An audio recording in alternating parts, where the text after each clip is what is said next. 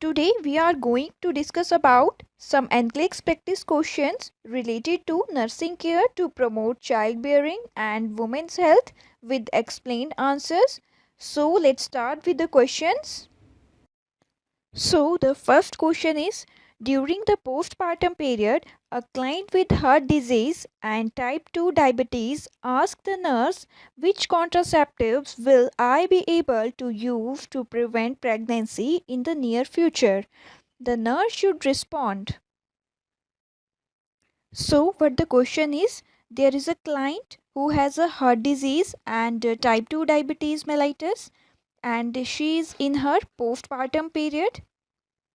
What is postpartum period? Mainly, the postpartum period is also called puerperium period.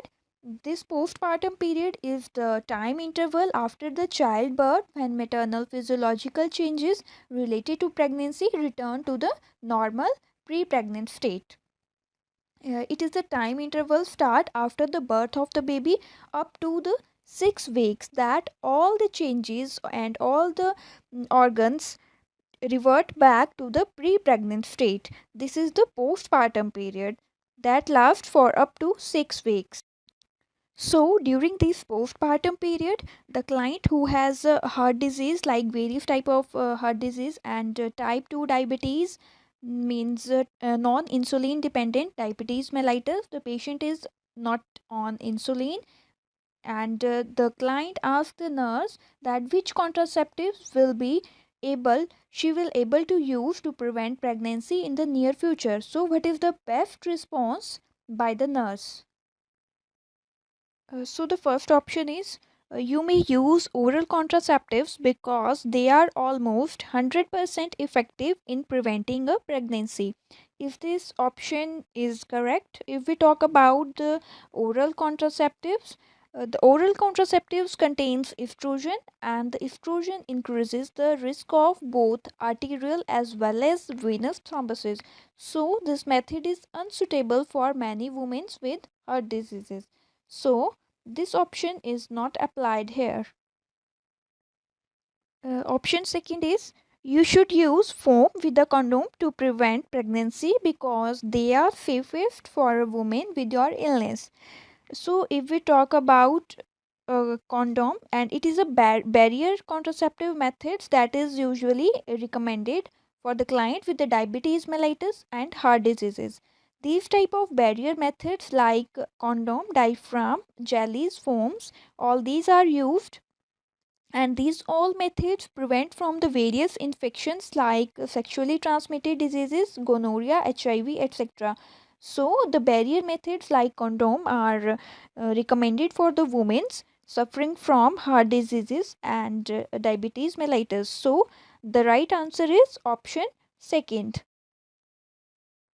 Option third is, you will find that the intrauterine device is best for you because it prevents a fertilized ovum from implanting in the uterus. If we talk about the intrauterine devices like copper T, etc., these are contraindicated in the patient with heart diseases because there is more chances of infection, and the patient with heart diseases takes anticoagulants that prevents the risk of hemorrhage. So intrauterine devices are contraindicated in the patient with heart diseases. So this option is not applied here. This is a wrong answer. Option 4 is, you don't need to worry about becoming pregnant in the near future because women with heart problems usually become infertile. This is a wrong option here because women with heart diseases not become infertile.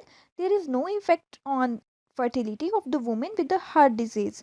So this option is also a wrong answer here. So the best response by the nurse to the woman is option second, that is, you should use foam with condom to prevent pregnancy because it should be recommended a safest method for the women with heart diseases or diabetes mellitus. Here you can see the rationale behind this question. Some types of barrier contraceptives like condom, foam, diaphragm is usually recommended for the client with diabetes mellitus and heart diseases. Now the next question is, The nurse teaches that the most frequent side effect associated with the use of an intrauterine device. So the nurse gives teaching about what is the most frequent side effect related to the intrauterine device. So let's see the options. Option 1 is a tubal pregnancy. Option second is a rupture of uterus. Option third is an expulsion of intrauterine device. And option 4 is an excessive menstrual flow. So first of all, let's see what are intrauterine devices. If we talk about the intrauterine device, these are the contraceptive device fitted inside the uterus and physically preventing the implantation of a ovum. The various examples of intrauterine devices like copper T, lipis loop, etc. So how these intrauterine device work? It mainly thickens the mucus in the cervix to stop sperm from reaching or fertilizing an egg, and it thins the lining of the uterus and partially suppress the ovulation. If we talk about the intrauterine device like copper T, so the intrauterine device like copper releases copper in the womb, and this copper alters the cervical mucus, which makes it more difficult for sperm to reach an egg and survive.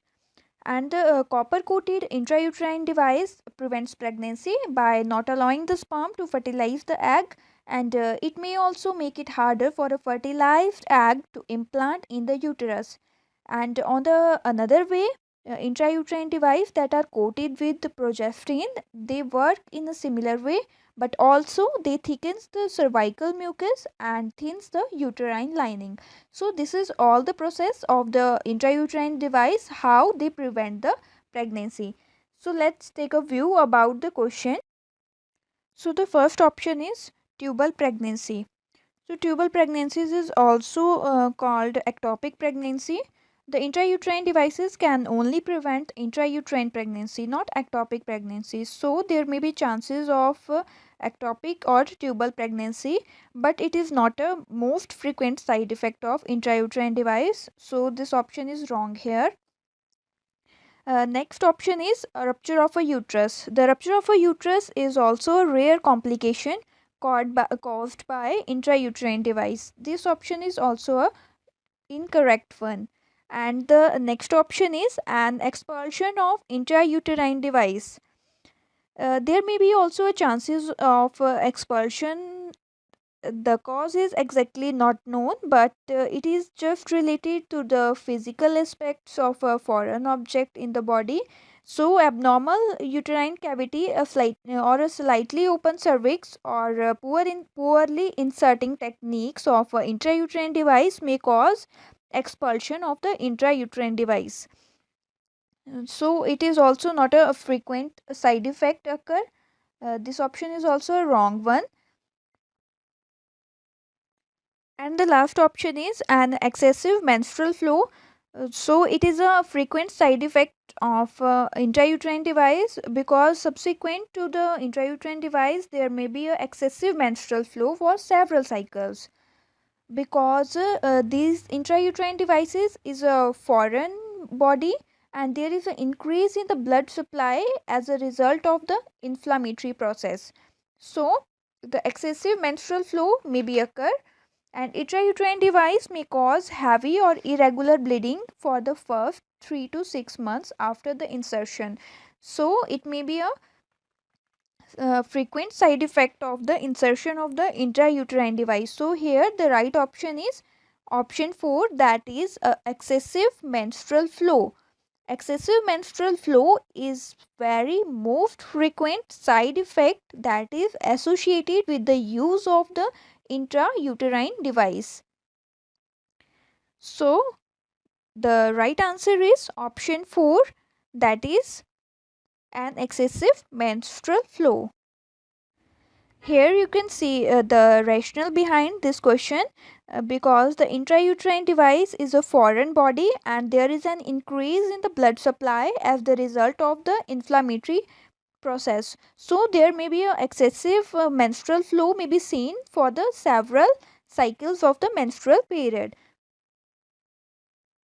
Now, the next question is, the nurse should explain that a common problem associated with the use of intrauterine device. So, in this question, the nurse will explain about what are the most common problems associated with the intrauterine device. So, let's take a view to the options. First option is perforation of uterus. Option second is discomfort associated with coitus. Option third is development of vaginal infection, and option 4 is spontaneous expulsion of device. So if we talk about the option 1, that is perforation of a uterus, so it is the least common side effect of or complication of the insertion of the intrauterine device. So it is not a common problem. If we talk about the second option, that is discomfort associated with coitus, usually if we talk about the intrauterine device if inserted properly, it may not cause any discomfort during coitus.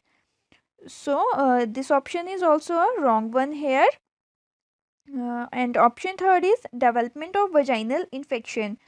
There may be some chances of development of infection if there is any presence of bacteria or virus.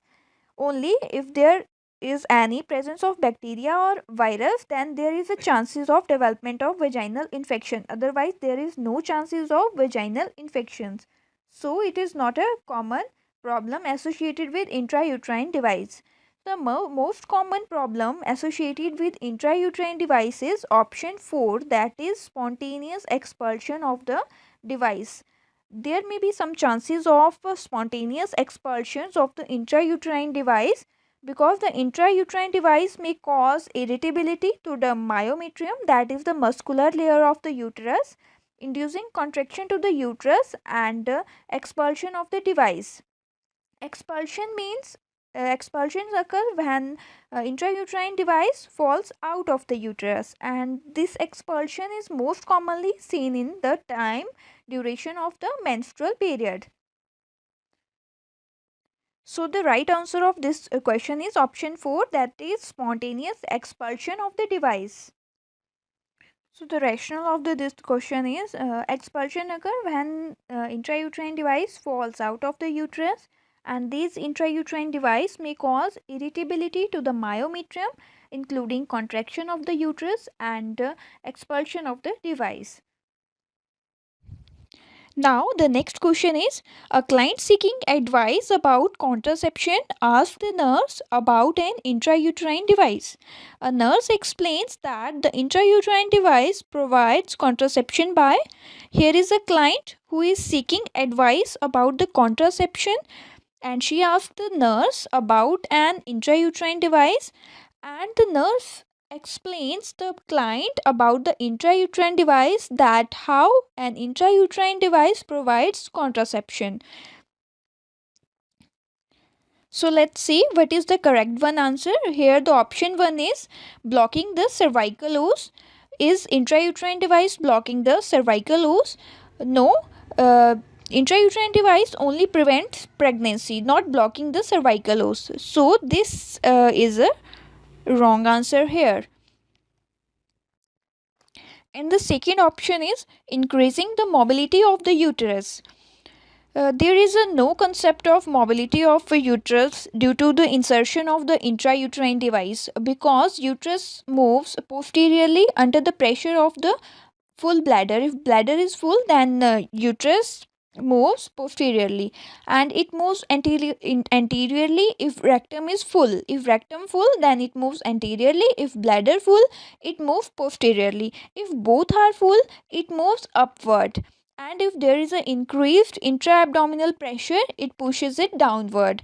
So by insertion of the intrauterine device, the mobility of the uterus is not increasing. So this is also a wrong option here. And the third one option is preventing the sperm from reaching the vagina. So it does not prevent sperm to reach the vagina. It only prevents intrauterine device only prevents pregnancy by not allowing the sperm to fertilize egg. So this is also a wrong one option here. And the option 4 is interfering with either fertilization or implantation. So intrauterine device prevents pregnancy by not allowing the sperm to fertilize the egg. Sperms are damaged by intrauterine device like copper T. It also makes it harder for fertilized egg to prevent in the uterus. The intrauterine device prevents pregnancy in two ways. First one is the hormonal intrauterine device makes the mucus in the cervix thicker, and this thick mucus blocks the sperm so it cannot get to an egg. And the second one is the hormones in the intrauterine device can also stop egg from leaving the ovaries, which means there is no egg for a sperm to fertilize. There are two main ways that intrauterine device prevents the pregnancy. So here the right option of this question is option 4, that is interfering with either fertilization or implantation. The best response that the nurse explained to the client that intrauterine device interfering with the fertilization or implantation. By this way, the intrauterine device provides contraception. The rationale of this question is sperms are damaged by copper intrauterine device, whereas progesterone intrauterine device interfere with the endometrium maturation. Now the next question is, after ovulation has occurred, the nurse teaches women in the fertility clinic that the ovum is thought to remain viable for how much time? In the fertility clinic, there is in a fertility clinic, the nurse teaches a woman about the ovulation, that after ovulation for how much time the ovule remains viable. So here the options are, first one is 1 to 6 hours, second one is 12 to 18 hours, and third one is 24 to 36 hours, and option 4 is 48 to 72 hours. If we talk about the viability of the ovum, first of all, what is viable? Viable means capability of living or growing. And what is the viability period of ovum? The best viability period of the ovum is 12 to 36 hours. The ovum is capable of being fertilized for 24 to 36 hours following ovulation. If a sperm fertilizes this egg within a viable period, it implants itself into the lining of the uterus and develops into the fetus. And if it does not fertilize with a healthy sperm, the egg along with the uterine lining is shed during the menstruation. So this is the process of ovulation, and the ovum is viable for 24 to 36 hours. 1 to 6 hour is a very less time for viability period, and 12 to 18 hour is also not a right answer applied here, and 48 to 72 hours is a very much long time for a viability for ovum. So these all options are not applied here. Here the right option is option 3, that is 24 to 36 hours.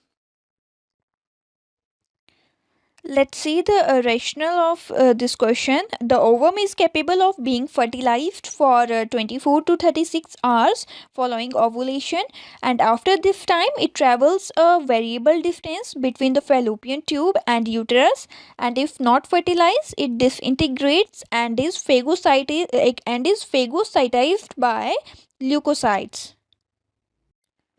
Now the next question is, one of the responsibilities of a nurse in a fertility specialist office is to provide health teaching to the client in relation to timing of intercourse.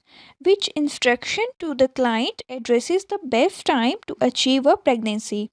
So in this question, there is a fertility specialist nurse working in a fertility specialist office, that is providing teaching to the client related to the timing of the intercourse, that which instruction provided by the nurse to the client to address the best time to achieve a pregnancy.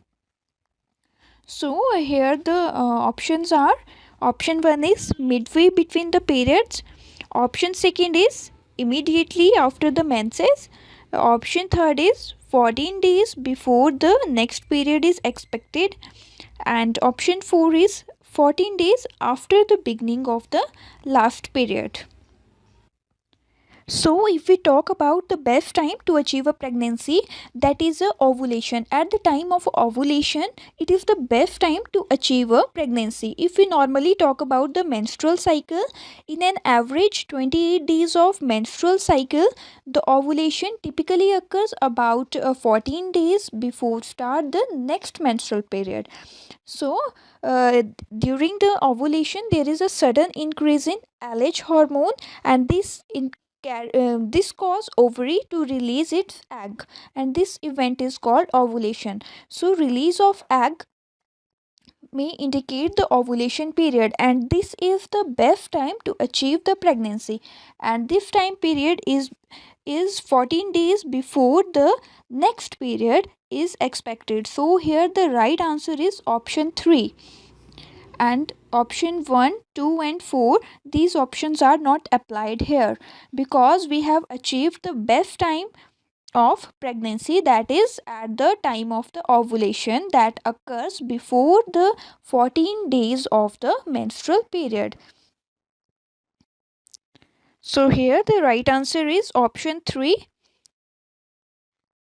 So the rationale of this question is 14 days before the ovulation time, that is when egg is released from the ovaries, and this is the time of the month when you are most likely to get pregnant. So it is the best time to achieve a pregnancy. Now the next question is when teaching clients to determine the time of ovulation by taking the basal body temperature, the nurse explains that the change in the basal body temperature during ovulation. So in this question, the nurse provides a teaching to the client regarding the basal body temperature at the time of ovulation. The nurse explained what changes can occur in the basal body temperature at the time of ovulation. So what are these changes? Let's see in the options. First option is drops slightly and then rises. Second option is rises suddenly and then falls. Option third is rises markedly and remains high. Option 4 is drops markedly and remains lower. First of all, if we talk about the basal body temperature, it is the temperature when you are fully at rest. So, if we talk about the basal body temperature before ovulation, there is a slight decrease in the basal body temperature, and during at the time of the ovulation it increases about zero point 0.5 degrees Celsius or half degree Celsius at the time of the ovulation. Now if you notice this slight decrease, it may indicate that ovulation is near to occur. So the nurse explains the client that before ovulation there is a slight drop in the basal body temperature, and during the time of the ovulation there is an increase of 0.5 degrees Celsius of temperature. So according to the question here, option 1 is the right answer. In it, firstly drop slightly and then rise in the temperature. Option second is not applied here because temperature is not rise before ovulation, and option third is also a wrong one answer here, because firstly there is a slight drop in the temperature and then rises, and option 4 is also a wrong one answer here. So the right answer of this question is option 1, that is temperature drops slightly and then rises. So let's see the rationale of this question. As ovulation approaches or ovulation is near to be occurred, there may be a drop in the basal body temperature because of increased production of estrogen. And when ovulation occurs, there will be a rise in the basal body temperature because there is an increased production of progesterone. So here before ovulation there is a increased production of estrogen. Due to this there is a slightly decrease in the temperature, basal body temperature, and during the time of ovulation there is a increase in the production of the progesterone. Due to this there is increase in the basal body temperature. Now, the next question is, when oral contraceptives are prescribed for a client, the nurse should teach the client about the potential of developing what conditions? So, in this question, the nurse provide teaching to the client who is taking who has prescribed oral contraceptives. So, nurse provide what teaching to the client that she has risk of developing what conditions. So the first option is cervicitis. Is client is at risk of developing cervicitis. If we talk about the cervicitis, it is the inflammation of the cervix, and cervicitis is most commonly occur due to the sexually transmitted diseases like gonorrhea, chlamydia, etc. And it is not due to the use of oral contraceptive pills. And if there is any allergy seen from oral contraceptive pills, then there may be a little chance of developing cervicitis. Here the client is not at risk or potential of developing cervicitis. So cervicitis is a wrong answer here. And the second option is ovarian cyst. Is that a client have potential to developing ovarian cyst? If we talk about the ovarian cyst, oral contraceptive pills that prescribed for a client not cause ovarian cyst. It regulates only ovulation. So it is the best way to prevent cyst. So ovarian cyst is not caused by taking oral contraceptive pills. And the next one is a fibrocystic disease. If we talk about the fibrocystic disease, it is a mainly disease of the breast. In it, fibrocystic breast can be seen, and oral contraceptive pills mainly decrease the risk of fibrocystic disease. And this fibrocystic disease leads to the development of cyst and fibrous tissue, which make the breast tender and sometimes lump formation in the breast. So here the client is not at the risk of developing fibrocystic disease. And the last one option is breakthrough bleeding. Breakthrough bleeding means it is the time, it is the small amount of spotting at the time when you are not expecting your periods. In some women it may be heavy. So here the right answer is breakthrough bleeding. With the use of oral contraceptive pills, there may be a breakthrough bleeding may be seen, and the client is at the potential of developing breakthrough bleeding, during which there is a small amount of spotting may be seen. And it occurs mainly due to because it is the time for body to adjust to the hormones in the pills. So this is commonly occurs when the client begins taking oral contraceptives, and it is a mid-cycle bleeding, and it persists for some times, or if it persists for long time, then consult the doctor and doses will be changed. So here the right answer is breakthrough bleeding. So the rationale of this question is, if the this is a commonly occur when the client begins taking oral contraceptives, and it is a mid-cycle bleeding, and if it persists more time, then doses is changed of the oral contraceptive pills. So here the breakthrough bleeding is the correct one answer of this question. Now, the next question is, which is important for the nurse to discuss with the client who just had a vasectomy? So, in this question, the client, here is a client whose vasectomy has to be done. Vasectomy is the removal of the vas deferens of the males. So, in the vasectomy patient, which is the important information that the nurse is to be discussed to the client. Here the first option is recanalization of the valve difference is impossible. Recanalization means when a valve difference grows back to create a new connection. Here this is not a priority or important concept to discuss with the client, so it is not a right one answer. And the second option is unprotected coitus is safe within 1 week to 10 days. Unprotected coitus is not safe after the vasectomy because there may be a presence of some spermatozoa that is viable in the valve difference. So it is not safe to unprotected sex within 1 week to 10 days. So this is also a wrong one answer here. And option third is some impotency is to be expected for several weeks.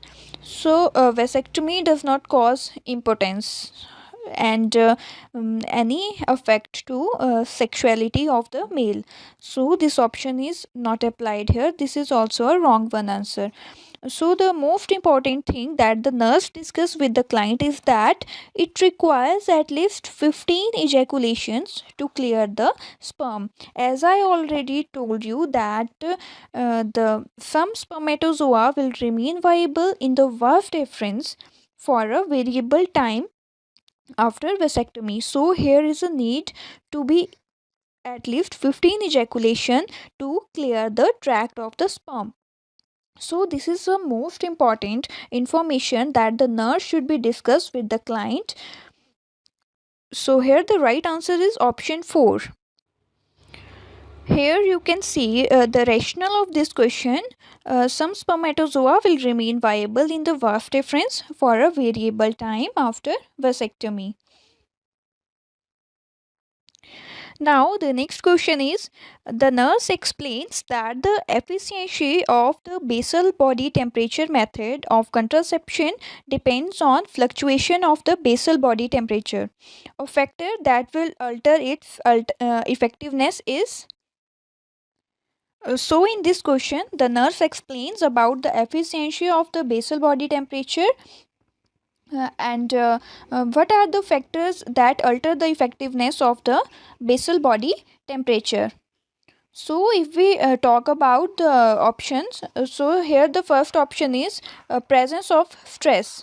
The presence of stress is the condition. In the condition of stress, or if we discuss about any infection, these conditions can alter the body's metabolism, and according to that alteration, it may cause an elevation in the temperature, and a rise in temperature from these conditions may causes misinterpretation that like a ovulation. So this factor is mainly alter the effectiveness of the method of contraception, that is basal body temperature. So here the right answer is presence of stress. So the second option is length of abstinence. Length of abstinence will not alter the basal body temperature. Abstinence means avoiding all types of intimate genital contact. So this condition may not affect in the alteration of the basal body temperature. And next option is age of those involved. Age of both partners may not be involved in the increase or decrease in the basal body temperature. So this is also a wrong one answer here.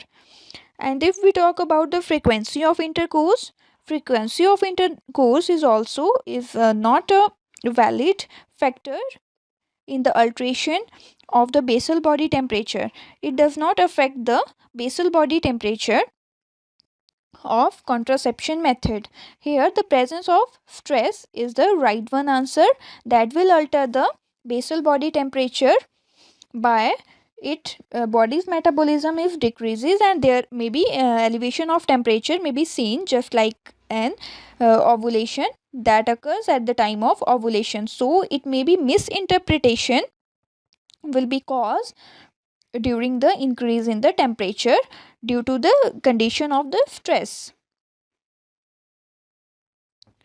So here the rationale of this question is stress or infection can alter the body's metabolism that cause elevation in the body temperature, and the rise in temperature from these causes may be interpreted as this is a ovulation. So this is all about the today's questions. Stay tuned for the next class of questions. Thank you for watching the video.